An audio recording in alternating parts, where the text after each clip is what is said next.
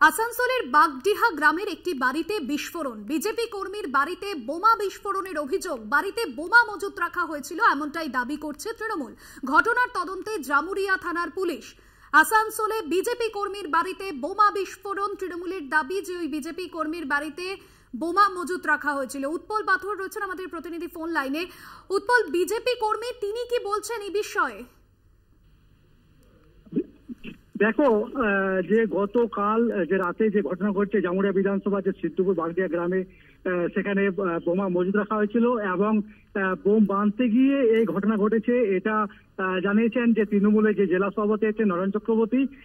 তিনি জানিয়েছেন যে যে ব্যক্তি, যে কাজল গড়াই, যে বিজেপির কর্মী, তিনি নাকি আহত হয়েছেন এবং কোনো হাসপাতালে ভর্তি আছে এটা দাবি করেন। কিন্তু পরিবারের পক্ষ থেকে এখনো কোনো জানা যায়নি বা পুলিশের পক্ষ থেকে এখন কিছু সেভাবে কিছুই করা হয়নি। উৎপল, সে জায়গায় দাঁড়িয়ে ঠিক কি কারণে বিস্ফোরণ এখনো পর্যন্ত পুলিশ প্রাথমিকভাবে কি অনুমান করছে? তৃণমূলের তরফে কি অভিযোগ?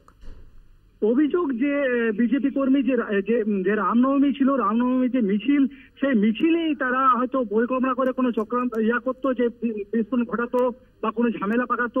এটা তারা দাবি করছে তৃণমূলের জেলা সভাপতি নরেন চক্রবর্তী।